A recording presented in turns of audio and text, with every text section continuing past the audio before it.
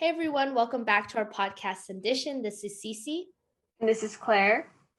and we have our letter to the podcaster edition of our 25th series of Syndition. We cannot wait for you to hear from our guest today. His name is Moody Rahman, and he's here with us on call. Moody, would you like to introduce yourself? Hi everyone, I'm Moody. I'm a programmer of 8, 9 years. I'm also an avid Dungeons and Dragons player. I play once a week with all my friends, and I run the campaign. I'm the dungeon master for the campaign we play. I see. So for listeners who are not exactly familiar with Dungeons and Dragons, could you please give a summary of the general structure of it? Yeah, so Dungeons and Dragons is a tabletop role-playing game. It's similar to RPGs like Zelda, for example, right? If you're familiar with that franchise. Mm-hmm. But instead of playing it as a video game, right, where a game developer chooses what you can and can't do in the world, right, is a game you play only with your imagination, some paper, and some dice. As a result, in this imagined world, right, you can do essentially whatever you want within the confines of the imagined reality. Before you start, so you have a dungeon master, right, who imagines a world and a story for the players to play through, and then you have the players who each design and create their own characters. You play as your character in this world, and the dungeon master decides what do NPCs and what items and what happens to your characters as you're playing. Together, the DM and the players weave together a story, right? Where the DM poses a problem, right? And the players have to figure out the solution to the problem in order to progress the narrative. Overall, it's a pretty what's the word I'm looking for? It's a very it's a hobby that requires a level of investment, right? Both in keeping track of the plot as it's going on, right, and paying attention to what everyone's saying, because little details are often incredibly crucial, right? Because there's no visual medium going on here, right? It's all being told through spoken words, bits of paper, DMs on Discord, and your imagination. As you play the game, your characters can gain experience and level up. And one of the other, another part of the nature of D&D is that you can do truly whatever you want, including modifying the rules however you want. Sometimes, in certain campaigns, right, you can level up your characters once you've killed a certain number of monsters, or maybe if you hit a certain amount of XP, right? And sometimes you can level up when you hit a major plot point, right? So you just beat the demon lord, right? That might be a good cause to for a level up. Yeah, Oh that's the yeah. gist of the game. Speaking, two things. I know you said that you can change the rules of the game, right? Is that something like the players do or the dungeon master? Yeah, so there's the official rulebook, right, made by Mm-hmm. Wizards of the Coast, the guys who invented Dungeons and Dragons, right? And you could play by the book, right?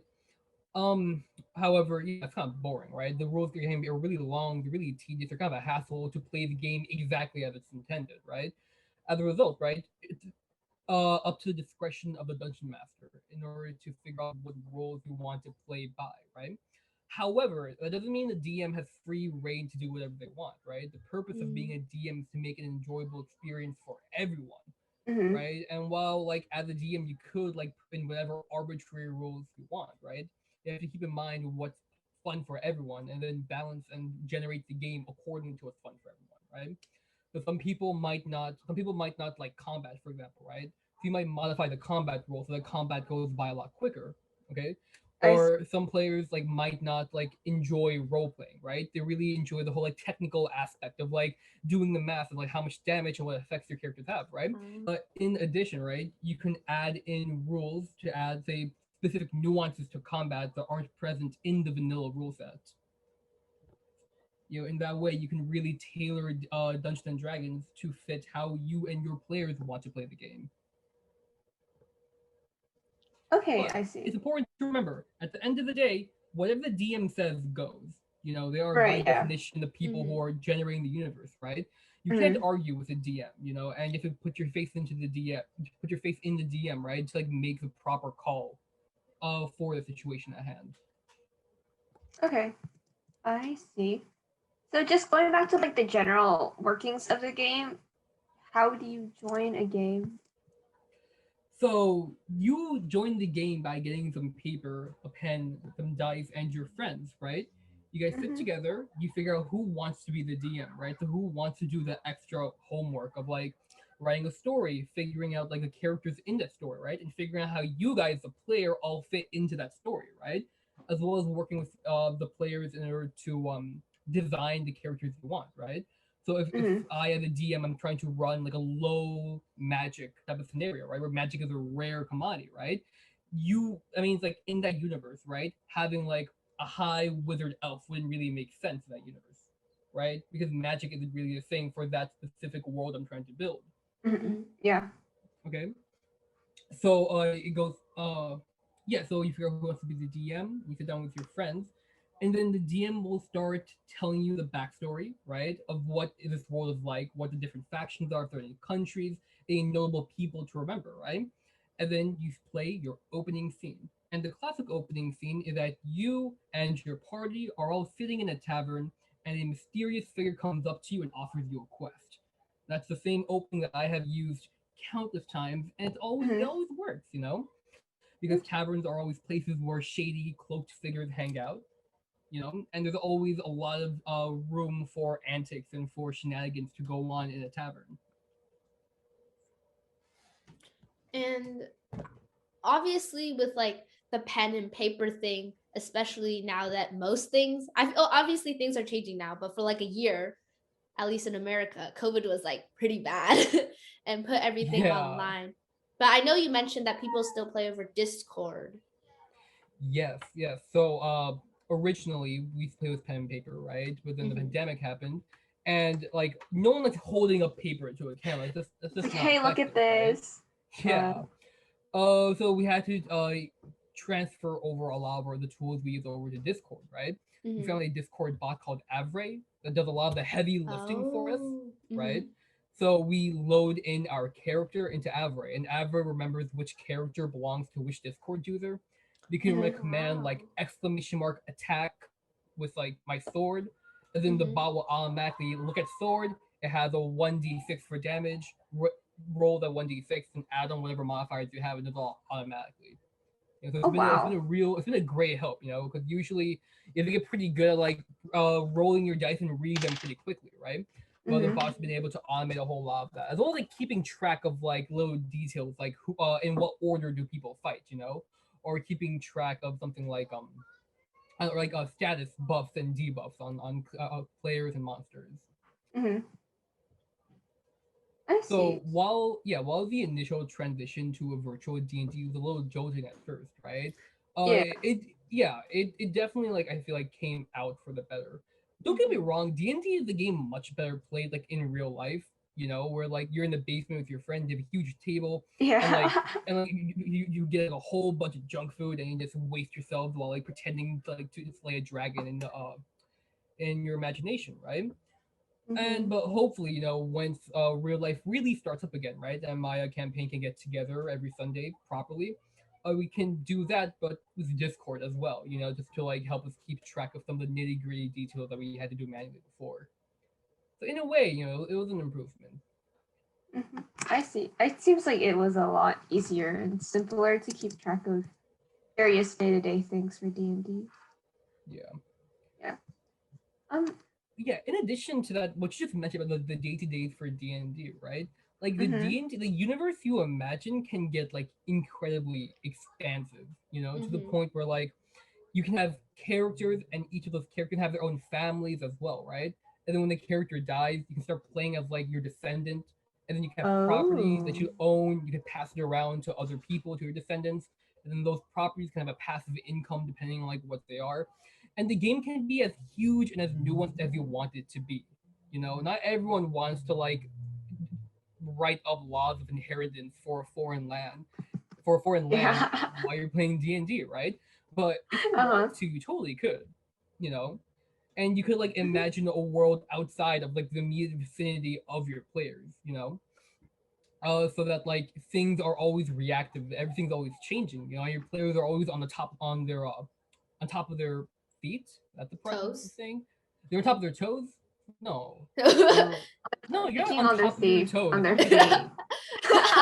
Wait, I don't You have remember. to Are we do your just bad feet, at yeah. English? On top think we're all of just bad your at feet. Feet. Pain on top of foot. No, on top of your feet is not a thing. On Right. top Not? of- No, on top of your toes.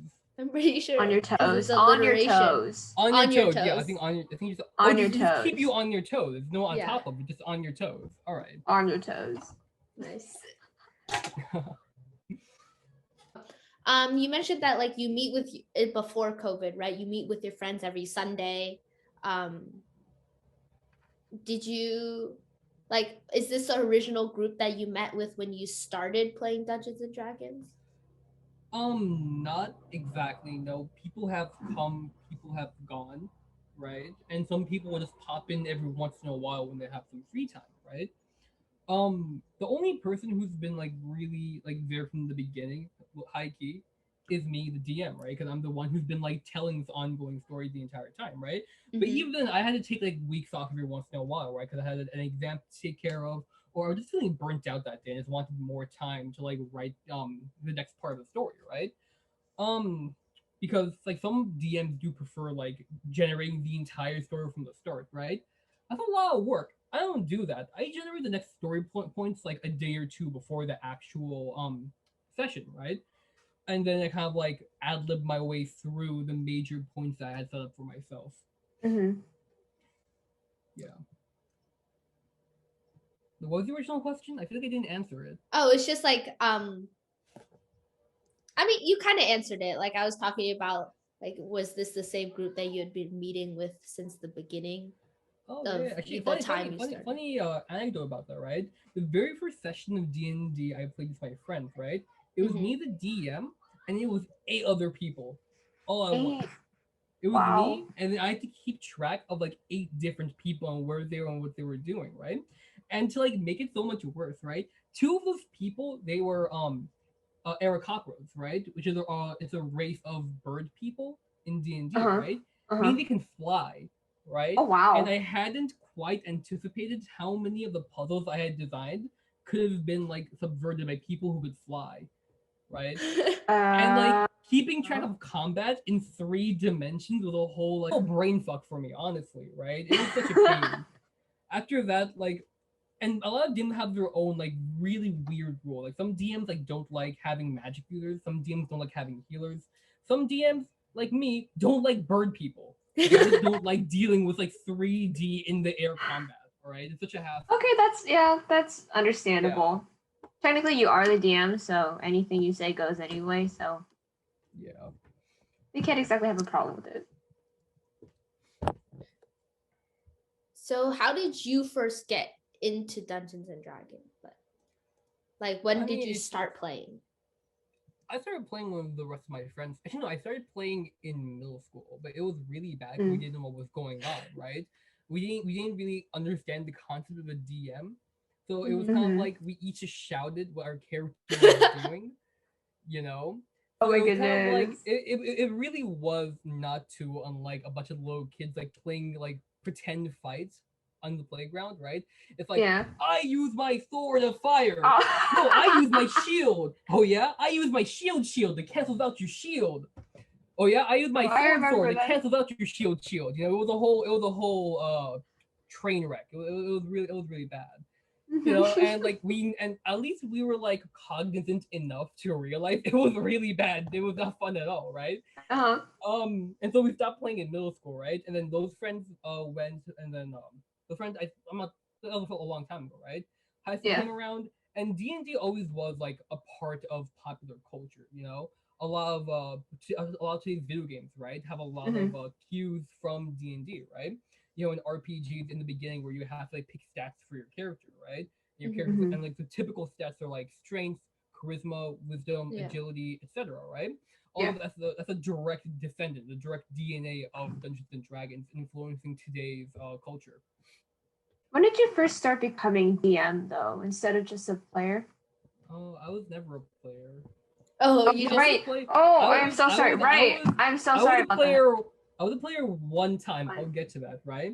Mhm. But I Okay. was a DM because like no one else was particularly interested in being a DM, right? Because Oh. it is frankly like a lot of work, Mhm. involved in the position, right? Yeah. But like I've always enjoyed writing short stories, right? And I figured like being a DM the way I can write stories and like have people live through them as well, right? And all the wacky, elaborate tales I usually keep on my hard drive, right? I can like share it to other people. Mm-hmm. And then the one time I was a player, right, is for another friend's campaign. But the thing is, like, it wasn't that fun because the DM during that time they were very kind of like very disengaged DM. They wouldn't really use adjectives to describe anything, right? They Ooh. would just like very blandly say like you're in a tavern, a figure approaches you, And you he gives know, you a quest.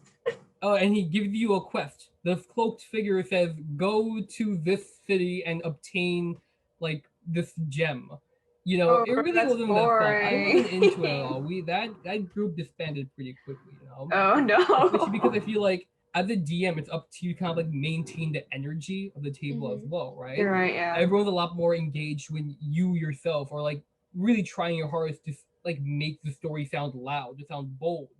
You know. Yeah.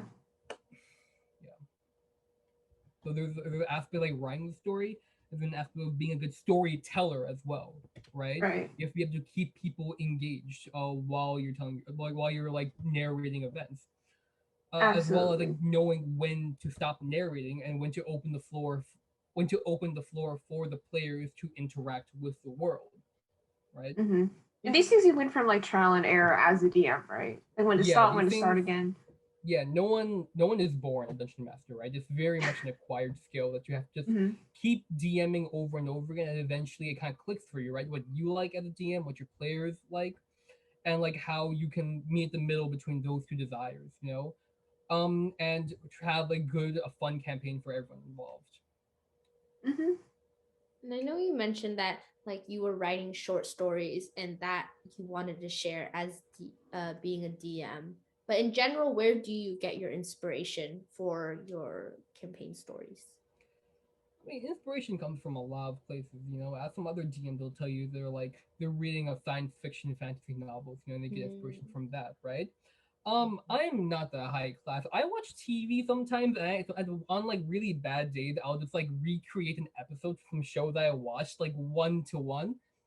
You know, I remember one time I did a retelling. You know the novel Aragon? Aragon? Aragon. Aragon, yeah. It's No. very much a generic like fantasy story, right? You have Mm. dragons, people who ride dragons. Dragons are all extinct. Elves are assumed to be extinct. You have like orcs and dwarves and human settlements and an evil king, right? It's Mhm. very much a generic story, right? But it's an incredibly polished generic story at the same time too. You know, Mm-hmm. a polished. It was one of my favorite books, right? I did a Mm-hmm. retelling of that entire story, right? I just swapped out some of the characters to like accommodate for the fact that there's multiple protagonists involved, right? But I really just followed the events of the book like one to one. Maybe change the names around in case some of my players had read Aragon as well. No one was the wiser. They thought I wove like a grand tale of political intrigue and like a complicated wars. No, I was straight out of Christopher Paolini's novel. All right, don't tell my players I told them that. I told you guys that, right? Otherwise, sometimes I just daydream about like funny scenarios. Mhm. Like this other time I ran a story. It was about a dragon was attacking a nearby village, right? And you Mm-hmm. had to go and slay the dragon. But upon entering the dragon's lair, you found Uh-huh. out that the dragon is actually like incredibly distraught, right? Because it had just lost custody of their child, and they were crying over a large like piece of obsidian, right? And attached Uh-huh. to the obsidian was like a little like macaroni art like that their kid made, and so you had to figure out how to like console this like grief-stricken Oh dragon, no. you know. Uh-huh. um what if I remember I think they accidentally destroyed that bit of macaroni art, right? Oh And they no. ended up having to kill the dragon anyway. Ah That's so no. It was a very sad. I got to role play as like a divorced dragon. So I had to like do the voices. I had to figure out what do I say to really drive the point home that you just killed like a father, you know. Um, It was fun for everyone. Well, it was fun for me. I don't know if it was fun for them though. They were very upset by the end of that session. Wait, so the DM also, like, because the dragon is technically a non-playable character, right? Yep. So It was up to me to figure out how the dragon reacts, what the dragon does, Mm. for me to keep in mind the character of the dragon, right? And for me to make choices in accordance to the character of the dragon, so my players can also reliably predict what the dragon might do. Because no one likes having an unpredictable, or rather, no one likes having every single character be unpredictable according to the whims of the DM. And Mhm. while like it potentially could have been funny for a one-off gag to like just have the dragon instantly kill them or whatever, right? No one wants no. That's not fun for anyone involved. Yeah. yeah. It would give me like half a second of like sadistic pleasure, I guess, not even. But even after that, everyone's dead. What are you gonna do now, right? Nothing. The game ends. Done. Yeah, so it's up to you to keep your characters in mind and to act as your characters in accordance to their motives and in accordance to what the players have done, right? Mhm. Because that's kind of hard too, right? Because it's hard to remember every single thing the players have done, right? And how that could affect the character right now. And because of that, more than once I've had to deal with like plot holes, right? Where like the characters like have killed someone's family, right? And they're talking to the survivor of that massacre, for example, okay? Ooh. And I forget that their family got massacred, right? So the character I'm playing as is pretending like, oh, nothing's wrong, until the players point out that, oh, we're the ones who like killed your You family, and killed the then it freaking clicks. family. Oh. Yeah, yeah. So then I gotta like make a whole another plot point. Just like, oh, they have like amnesia or something, you know. And like Oh yeah. while Sorry.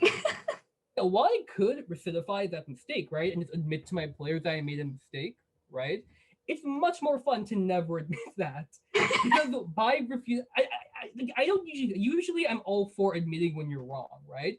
But here Yes. in D&D, right, when you play along with the mistakes that you make, right, and when you play along with the antics of your player, right, you now have a lot more room for like more story, right, and for a more interesting, more like a more interesting story that's worth investing in. Like right, like you're ad-libbing the fact that this person has amnesia now, and you're like, oh, Oh, what do I we do? gotta Do we roll with tell it, them that right? we killed their family, or? Yeah.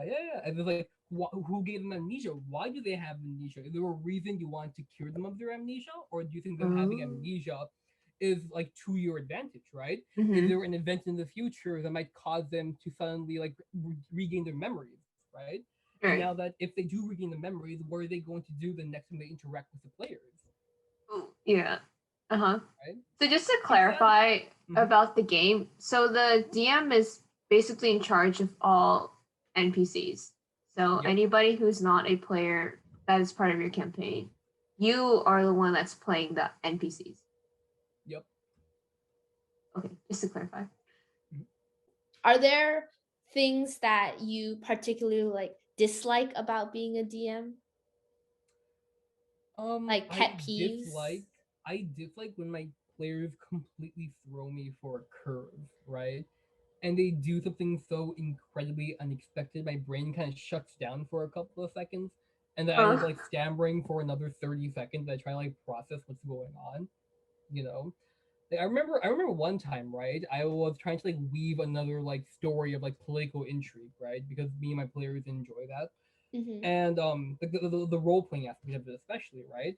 And then like the what I had in mind for them to do, right, that's going to take up like a while, was to have them like figure out like who the murderer was at this party, right? mm-hmm. But one of my players had a lapse of judgment, right? And because they were playing a barbarian, and barbarians are notorious for being very brash, they don't think about their actions, right? Had the Mm-hmm. great idea to just kill everyone at the party, thus like wiping out like what was going to be at least like 3 weeks worth of content, right? All just Gone. gone up in the smoke. So I'm like, ah, damn, I don't know what I'm gonna do now. I guess you guys get to go home now. They're all dead. How did you end up And remedying that? what? How I did you did. end I was up? having I was having a bad day too. Usually I was, Um, yeah. And then how do I say? I was having a bad day then as well, right?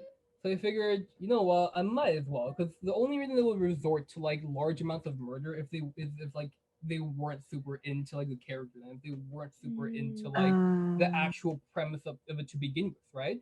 And we talked after the session, it was true, right? There was a little too much intrigue for their taste, a little too much like complicated friendships and rivalries. mhm.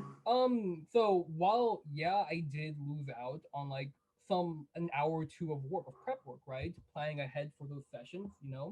In the end, I think it was better because now like there's room to run a new session, hopefully one that's more engaging for everyone. If there was any in particular, what was the worst experience you had while being a DM or Oh, as that your first time being a very player? first session, yeah. Oh, 8 players and two of them Yeah. are flying around as well. Oh, and even worth one last detail about that very first session, right? It was that while they were flying around underground in like a how do you 3D maze fly that I under a designed. ground? Oh, in a maze. Okay. Yeah, it was like a huge like tunnel, right? And it was like a chasm, and there were like bridges all over the chasm, right? And Mhm. so like, and I forget what really bothered me because there's certain like mobility spells, right? And I Yeah. hadn't fully fleshed out the exact dimensions of this chasm. So like they'll try to cast mobility spells to like get to like different parts of the chasm, right? And I had to completely like bullshit that. It was way too complicated for like a Uh first huh. time. Yeah, you know, Yeah. Yeah. I was way in over my head. Everyone had a blast though, because Okay, it that's was so good. complicated that I was able to like bullshit a lot of ad lib.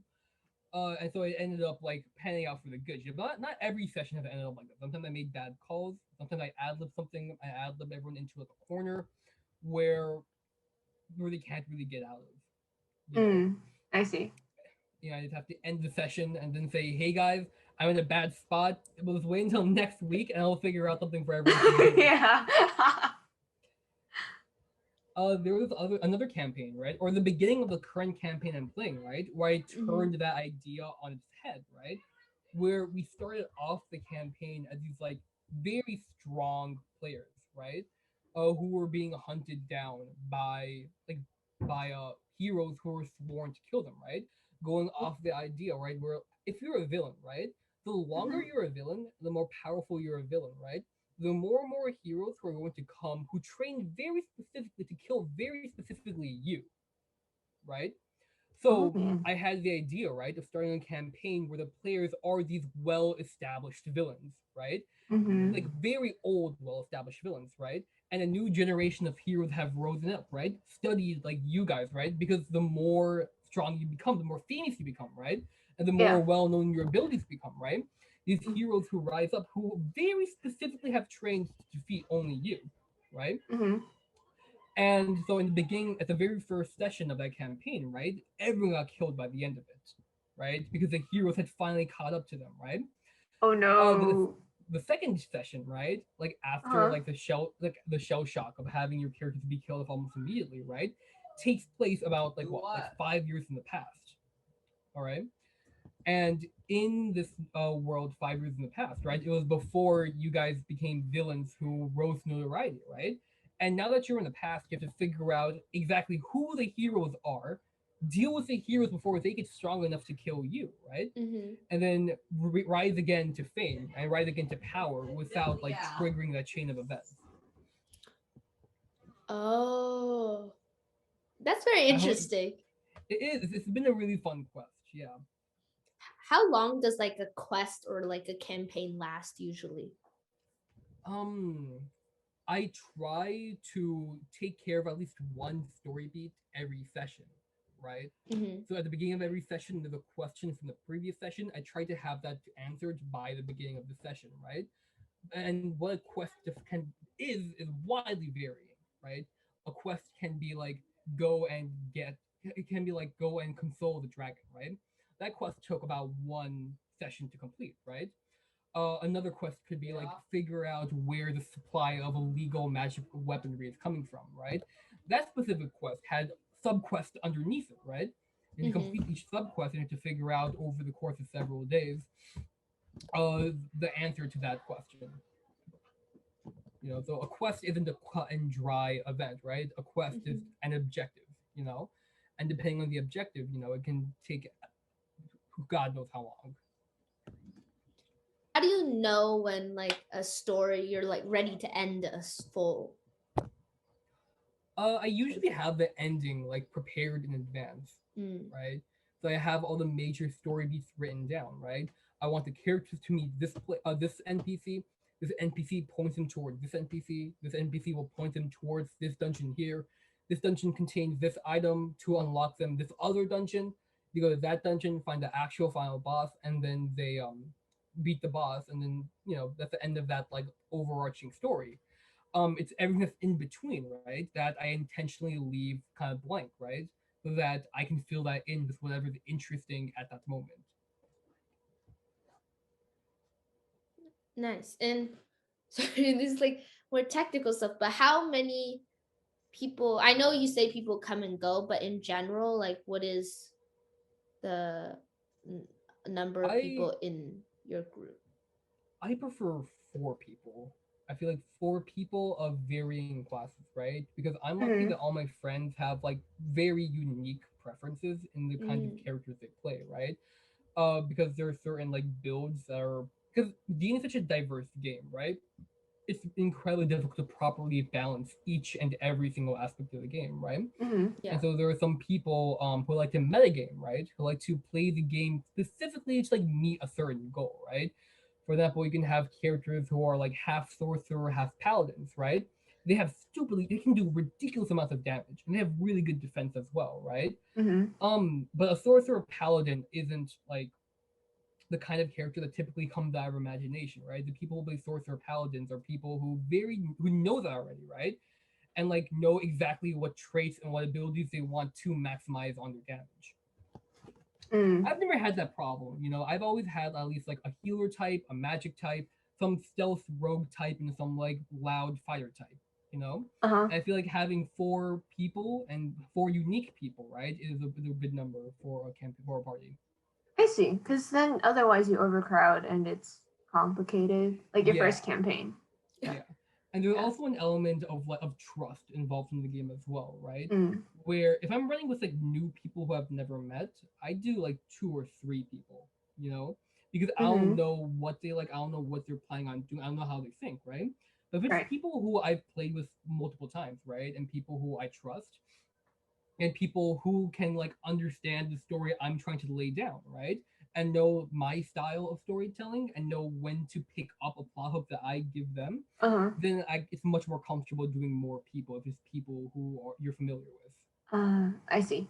Okay. Just to wrap up, I guess for aspiring dungeon masters, what is one piece of advice that you would share? Um. Okay. I know what I wanted to say. I'm just trying to think how to verbalize it. Right. The story you tell as a dungeon master does not have to be an epic story that will last ages.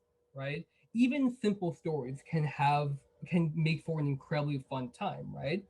Because of the nature of D&D and how actions take a longer time to process, right? You gotta say it, you gotta mark it down, you gotta roll dice, right? Even simple stories, right? That to tell only take a few seconds, right? When you play through them and when you act them out, right? They become much more interesting, much more engaging events, right? Mm. So for all the new DMs out there, right? Don't worry about writing something big and complicated for a story, right? Write about whatever comes to mind and have faith that your players are going to enjoy it. So it's really quality over quantity. Like how long the story is. Yeah, yeah. I remember a while back when I was still new to being a DM, right? I once spent like Mm-hmm. 2 weeks straight on this huge like world building marathon, right? Yeah. I had a I still have people from it actually. Wait.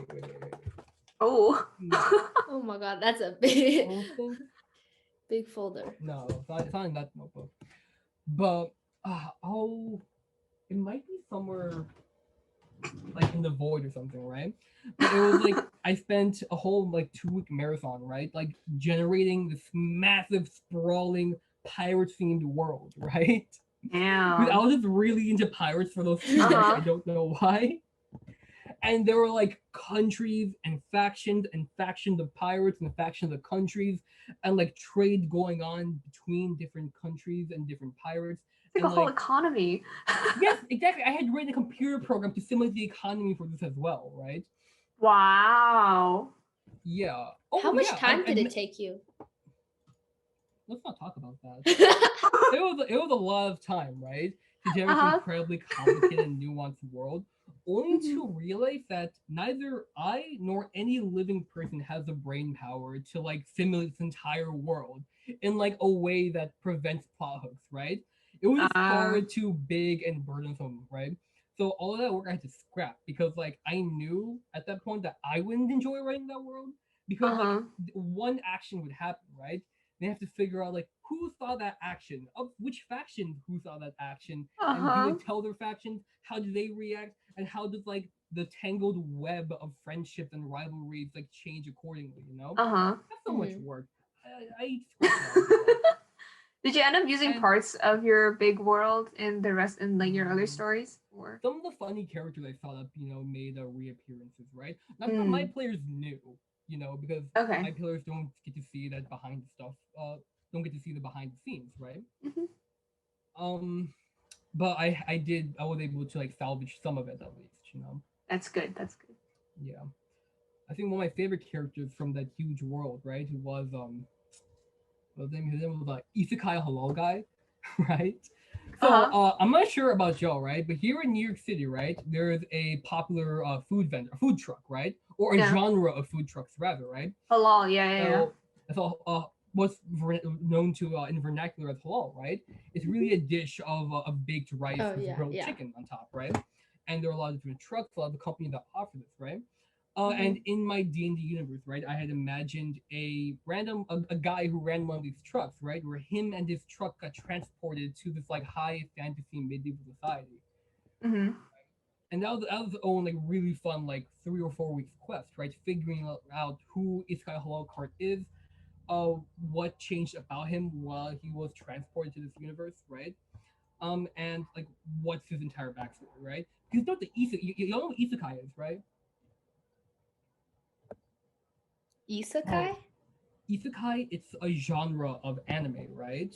Where Uh, someone in this real world dies and they get reincarnated in a fantasy world, right? Oh, But oh, they oh, yeah. often get reincarnated with these like really like overpowered buffs, right? So Yeah. there's a whole mhm. bunch of them. It's a very popular kind of like overdone genre that I hate personally. I think it's garbage, right? Because they always just boil down to like a power fantasy, right? Where it's like Mhm. they know the people who like this, and I don't want to antagonize them by saying this, right? But like they capitalize on people who are like losers in real life, right? That they watch like a show about someone who was a loser in real life, where they reincarnate as the coolest person in the entire world. Mhm. It's very like it feels like one big self-insert cringe fest, right? Yeah. I use this trope because my players aren't the isekai. It's another character who's the isekai, and they didn't. uh, Yeah, and they didn't obtain any like incredible powers either, right? They really are just like a normal, this halal guy who just lives in the medieval society now. uh-huh. Telling like trying to figure out like what's the closest equivalent to chicken they have in this fantasy world. Oh, I see. Yeah, So you can bake his halal. yeah. That's a really funny story. Yeah, and that's a great part too. When you're playing Uh-huh. video games, right? You don't have an opportunity to tell stories like this, right? You can't Mhm. have wacky characters or like complicated stories Yeah. or like interesting things going on. The way you can implement them in Dungeons and Dragons. Right, because they're all already decided for you. Yeah, yeah. Whereas in your imagination, anything goes. Mm. Oh, Plug you You should can Tintin. if you want. you should plug. Did I think of the document I made to the Yeah. No Frills Guide to D&D? Yeah. The official rulebooks is really long and boring. And before that very first session, right, I told all my players like, "Hey guys, you should read the rulebook." And I realized no one was going to No read one's it. gonna So I read the said, rule book. yeah. So I said, read pages 18 to 28 of the rulebook, and Mhm. no one did that either, right? And so the first session was like no one knowing the rules, including me. I barely had a grasp on the rules either, right? And so I was inspired to like write this document to make sure that anyone I ever played D&D with, right, has that bare minimum to have a good time. I Mhm. see. Yeah. So I guess we'll put that in the description of the podcast episode. So if to all listeners, if you guys want to check that out, it's there. Yeah, it's a real short, real easy read. Barely 6 pages, really 5 pages of actual text because I like using white space to keep things cohesive, right? It's really just 5 pages of reading, barely. Do you want to talk about like building a character? Because Character. or Well, luckily, Mhm. as the one who like writes NPCs, right? I don't have to give them too much depth, right? Because you don't see most NPCs for a very long time, right? Yeah. A problem that other dungeon masters might face, right, is that they might have what are called DM NPCs, right? NPCs that are being run by the DM, right? But they're kind of a permanent addition to the party, Right. right? But the character is being controlled by the DM, right? So they're Mhm. technically an NPC, right? But it's really the DM self insert. That's never a good idea, right? Because often running like self inserting yourself into the campaign, right?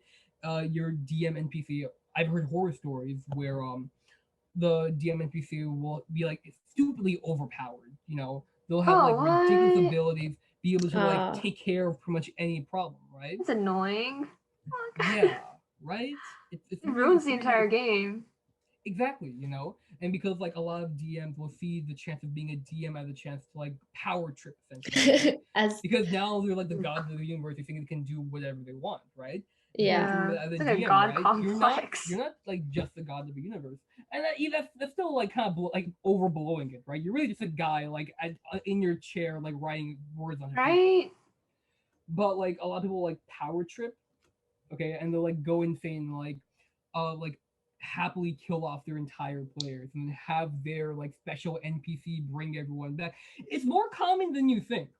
You'd be surprised, right? How like some like really bad DMs like take characters that you spent like months like building up, right? Months like working through their backstory, months like making your character a better person, right?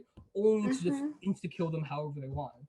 That's just what happens when you're the one running the universe. You can kill whoever you want, however you please. But that's lore. Interesting trope. Yeah. How do you like say for example, I know you talked about the story where you had like these established villains and then now those were like there were a bunch of new up and coming heroes that were trying to kill them, right? Mm-hmm. Were those heroes were considered NPCs or did you They're NPCs. Yeah. Yep.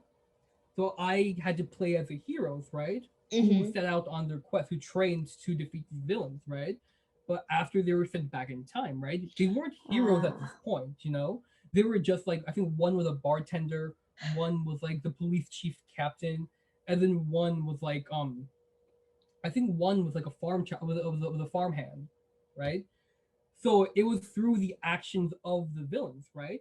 Actions that happened from such a long time ago, the villains don't remember exactly what they did to set these people on the road to eventually kill the villains in the future, right? That I had to roleplay as these villains. I had to figure out how to hint towards the players, right? That these are the people who are going to be killing you in the future, right? And Mhm. that if you kill them now, right, you lose the advantage of knowledge of knowing what their abilities are going to become in the future, right?